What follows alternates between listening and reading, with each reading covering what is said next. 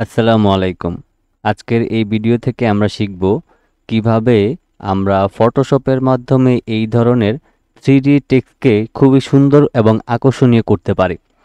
এই ধরনের যে কাজগুলি আছে এগুলি আপনি অনেক ধরনের কাজের ক্ষেত্রে ব্যবহার করতে পারবেন। যেমন ব্যানার ডিজাইনের ক্ষেত্রে, আপনার হচ্ছে থাম্বনেল ডিজাইনের ক্ষেত্রে, সোশ্যাল মিডিয়ার যে কোনো ডিজাইনের ক্ষেত্রে ব্যবহার করতে পারবেন। তো যদি এভাবে করে ব্যবহার করাটা শিখে নেন, তাইলে আপনি খুব সহজে এই ধরনের 3D টাইপের টেক্সট আপনি লিখে ডিজাইনটাকে আকর্ষণীয় করতে পারবেন। তো চলুন আমরা মূল কাজটা শুরু করি। আমাদের সম্পূর্ণ পেজটাকে আমি ডিলিট করে দিচ্ছি। প্রথমে হচ্ছে আপনি আপনার নির্দিষ্ট একটা সাইজ নিয়ে নেবেন, সেটা ব্যানার হতে পারে অথবা হচ্ছে আপনার থাম্বনেল ডিজাইন হতে পারে। যেটাই হোক না কেন আপনি হচ্ছে প্রথমে একটা আর্টবোর্ড নিয়ে নেবেন। তো আমি এখান থেকে একটা থাম্বনেল সাইজের আর্টবোর্ড নিয়ে এখান থেকে ক্রিয়েটের উপর ক্লিক করব। তো ক্রিয়েটের উপর ক্লিক করার পর এখানে সাদা একটা আমাদের আর্টবোর্ড তৈরি হবে। এখন এখানে যদি চান যে আপনি এক্সট্রা কোনো ব্যাকগ্রাউন্ড ব্যবহার করবেন, সেক্ষেত্রেও ব্যবহার করতে পারেন, অথবা এখানে হোয়াইট কালারের মধ্যে যদি অন্য কোনো কালারও আপনি সেট করতে চান, সেক্ষেত্রে সেট করতে পারবেন। তো আমি এখানে এক্সট্রা একটা ব্যাকগ্রাউন্ড ব্যবহার করব। তার জন্য আমি ফাইলে যাব, ফাইল থেকে প্লেস লিঙ্কে ক্লিক করব। তো এখানে ক্লিক করার পর আমি হচ্ছে আমার এই থাম্বনেল এলিমেন্টে গেলাম। এখান থেকে আমি একটু নিচের দিকে গিয়ে আমি একটা এই ব্যাকগ্রাউন্ডটা নিয়ে নিব। তো আমি এখান থেকে প্লেসের উপর ক্লিক করব। তো প্লেসের উপর ক্লিক করার পর পিকচারটা যদি ছোট হয় অথবা বড় হয়, তাহলে এই পাশে ধরে অল্টার এবং মাউসের লেফট বাটনটা ক্লিক করে সম্পূর্ণ সাদা অংশটা ফিল আপ করে দিয়ে এখান থেকে ওকে করে দিবেন। তাহলে আমাদের এখানে ব্যাকগ্রাউন্ডটা সেট করা হয়ে গেল। এরপর হচ্ছে আমাদেরকে কি করতে হবে, এখানে আমরা যা লিখতে চাই সেটা লিখে নিব। এজন্য আমি হচ্ছে টাইপ টুলে গেলাম। টাইপ টুলটা হচ্ছে হরিজন্টাল টাইপ টুলটাকে সিলেক্ট করলাম এবং এখানে আমি ক্লিক করলাম। ক্লিক করার পর আমি একটা বাংলা ফন্ট ব্যবহার করব, যেটা আসলে আমি থাম্বনেলের মধ্যে ব্যবহার করেছিলাম। তো আমি এখান থেকে FN শরীফ, এই যে বিজয় 52, এই ফন্টটাকে ব্যবহার করব। অবশ্যই এটাকে আমি রেগুলার করে দিই, তাহলে সোজাসুজি ফন্টটা আসবে।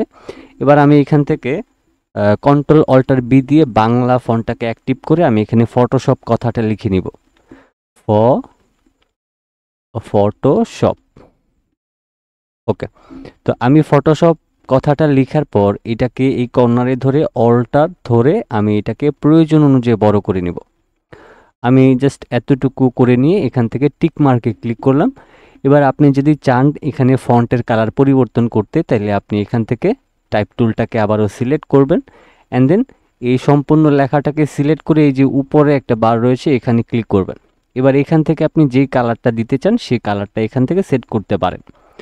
তো আমি এখান থেকে ধরেন এই কালারটা দিয়ে দিব, যেহেতু ব্যাকগ্রাউন্ডে আমাদের ব্ল্যাক কালার, সেক্ষেত্রে আমি এই কালারটা দিয়ে এখান থেকে ওকে করে দিব। দেন এখান থেকে ওকে করে দিব। এবার হচ্ছে আমাদের এই যে নিচে দেখেন এফএক্স নামের একটা অপশন আছে, আপনি যদি এখানে ক্লিক করেন, ক্লিক করার পর আপনি এখান থেকে সরাসরি যে ব্লেন্ডিং অপশন নামের যে অপশনটা রয়েছে এখানে ক্লিক করে দিবেন। তারপর হচ্ছে আপনি কি করবেন, বিবেল অ্যান্ড ইমবোস, এখানে একটা ক্লিক করবেন। ক্লিক করার পর আমার এখানে কিন্তু কিছু সেটিং আছে, যেমন আপনি এখানে ক্লিক করার পর এখানে একটা ক্লিক করে দিবেন, তাহলে এটার ভিতরে যে অপশনগুলি আছে সেগুলি এখানে চলে আসবে। এবার এখানে আপনাকে খুবই মনোযোগ সহকারে বিষয়টা বুঝতে হবে। যেমন এই যে প্রথমেই আছে সাইজ, আপনি যদি সাইজটাকে বাড়ায় দেন তাহলে দেখেন লেখাটা ঠিক পরিবর্তন আসে এরকমটা। তা আমরা কি করব, এটাকে সামান্য পরিমাণ বাড়ায় নেব যাতে একটু থ্রি ডি টাইপের মনে হয়। আমি এখান থেকে 18 পিক্সেল রাখলাম।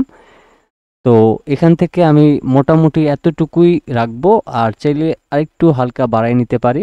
ওকে, আমি ঠিক এতটুকু রাখলাম। রাখার পর এখন হচ্ছে আমি যে কাজটা করব, আমার এখানে একটা জিনিস দেখেন, এখানে একটা স্ট্রোক লেখা এবং এখানে একটা স্ট্রোক লেখা। এখন দুইটা স্ট্রোক আসলে এখানে কিভাবে আসে, যেমন এটাকে সিলেক্ট করে আমি এখান থেকে ডিলিট করে দিই, এখন কিন্তু এখানে একটা স্ট্রোক রয়েছে। তো প্রথমেই হচ্ছে আমি কি করব, এই যে স্ট্রোক লেখাটা আছে এখানে একটা ক্লিক করে দিব, তাহলে এটার পিছনে একটা স্ট্রোক অ্যাপ্লাই হবে। আর আরেকটা কথা বলে রাখি, আপনি যদি এই স্ট্রোক লেখাটাকে ডাবল করতে চান তাহলে অবশ্যই আপনাকে ফটোশপের 22 অথবা 23 ভার্সনটা লাগবে। তো এবার আমরা এখান থেকে এই যে স্ট্রোকের অপশনটা আছে এখানে ক্লিক করার পর আমরা এই যে কালার অপশন রয়েছে এই কালার অপশনে ক্লিক করব। দেন আমরা এখান থেকে কালারটাকে একটু পরিবর্তন করব। তো তার আগে হচ্ছে আমি এখান থেকে এই স্ট্রোক লেখাটার উপর ক্লিক করার পর আমি এখান থেকে স্ট্রোকের সাইজটাকে কিছুটা বাড়িয়ে দিব। এই যে এখানে দেখেন একটা গ্যাপ দেখা যাইতেছে, এখানে একটা গ্যাপ দেখা যাইতেছে। যদি এইরকম কোনো ভিতরে গ্যাপ থাকে সেটাকে আপনি ফিল আপ করে দিবেন এখান থেকে স্ট্রোকটাকে বাড়িয়ে। তা আমি এখান থেকে সম্পূর্ণটা বাড়িয়ে দিলাম যতক্ষণ পর্যন্ত আমার এখানে গ্যাপটা ফিল আপ না হচ্ছে। তো এবার হচ্ছে এখান থেকে দেখেন কালার অপশন রয়েছে, কালার অপশনে যদি আমি ক্লিক করি, ক্লিক করার পর আপনি এখানে এই লেখাটার পিছনে কি কালার দিতে চান, তো আমি এখান থেকে ব্ল্যাক কালার দিয়ে দিব। তো ব্ল্যাক কালার দেওয়ার পর আমি এখান থেকে ওকে করব। এবার এখানে যে আমাদের এই যে স্ট্রোকের সাইজটা রয়েছে এটা কিন্তু অনেকটা বাড়ানো লাগে, আমি এটাকে আরেকটু সামান্য পরিমাণ বাড়াই নিই যাতে দেখতে ভালো লাগে। এবার আমি কি করব, এই যে এখানে যে একটা স্ট্রোক লেখা আছে, এখানে যে প্লাস আইকনটা রয়েছে, আপনি যদি প্লাস আইকনে ক্লিক করেন তাইলে এখানে দেখেন আরও একটা স্ট্রোক কালার অপশন কিন্তু চলে আসছে। এবার আপনি এই নিচের স্ট্রোকে ক্লিক করার পর এই যে দেখেন ফিল টাইপ, আপনি হচ্ছে এখানে হচ্ছে ফাইল টাইপ রয়েছে, আপনি এখানে ক্লিক করার পর এই যে গ্রেডিয়েন্ট অপশনে ক্লিক করে দিবেন। ক্লিক করার পর এখন আপনি কি করবেন, আপনি হচ্ছে এখানে একটা এখানে সিঙ্গেল একটা ক্লিক করবেন। ক্লিক করার পর এখানে আপনাকে কালার দিতে হবে।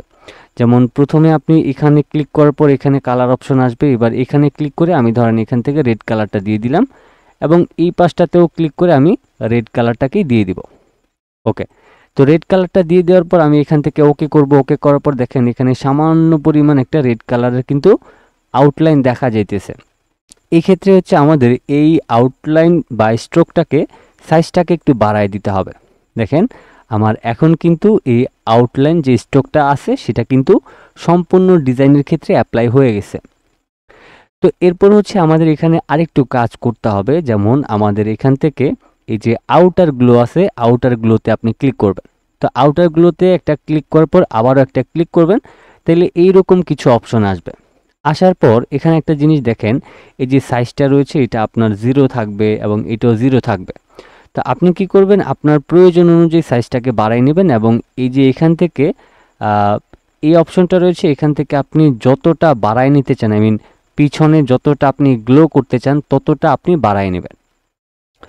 এরপর হচ্ছে আপনি আপনার প্রয়োজন অনুযায়ী নিয়ে নেবেন। আমি ধরেন এখান থেকে একটু বাড়াই নিয়ে এটাকে সামান্য পরিমাণ কমাই দেব। এবার আমি এখান থেকে যাব ড্রপ শ্যাডোতে। ড্রপ শ্যাডোতে যাওয়ার পর এটার পিছনের দিকে আরও একটা ব্ল্যাক কালারের ড্রপ শ্যাডো অ্যাপ্লাই হবে। তো আমি এখান থেকে ড্রপ শ্যাডোর উপরে ক্লিক করলাম। ক্লিক করার পর এখানে দেখেন আমার এখানে এই যে সাইজটা রয়েছে এটা 250 করা রয়েছে এবং এটা হচ্ছে আমাদের 67 করা রয়েছে। আর এখান থেকে যে অপাসিটিটা রয়েছে এটা মেবি কিছুটা কম থাকবে, আপনি এটাকেও ফুল করে দিবেন। ফুল করার পর যদি আপনার মনে হয় যে পিছনের দিকে আমাদের যেই ড্রপ শ্যাডোটা অ্যাপ্লাই করেছি এটার সাইজটা যদি বেশি মনে হয় তাহলে এটাকে আপনি সামান্য পরিমাণ কমাই দিবেন। দেন কমায় দেওয়ার পর ফাইনালি আপনি এখান থেকে ওকে করে দিবেন। দেন দেখেন কত সুন্দর আমরা একটা 3D টেক্সট তৈরি করে ফেললাম।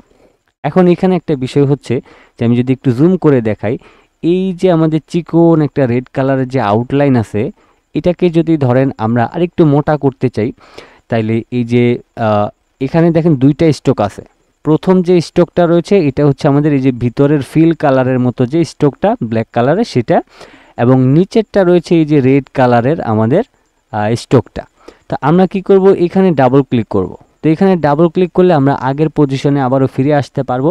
এবার এই স্ট্রোকটা সিলেক্ট থাকা অবস্থায় আপনি যদি এখান থেকে আপ অ্যারো কি চেপে আপনি সামান্য পরিমাণ এই মোটা যে স্ট্রোকটা আছে সেটাকে বাড়ায় নিতে চান সেক্ষেত্রে বাড়ায় নিতে পারবেন। তবে এটা বেশি বাড়াইলে আবার হচ্ছে আপনার পিছনের যে আপনি আউটার গ্লো অথবা ড্রপ শ্যাডো দিচ্ছেন সেটা দেখা যাবে না, এই জন্য এটাকে সামান্য পরিমাণ বাড়াইতে হবে যাতে ডিজাইনটা দেখতে মোটামুটি ভালো লাগে, এরকম একটা পজিশনে আপনি রাখবেন। তো আমি এখান থেকে 70 পিক্সেল রেখে ওকে করে দিব। দেন ফাইনালি দেখেন কত সুন্দর আমরা একটা 3D টেক্সট ডিজাইন তৈরি করে ফেললাম।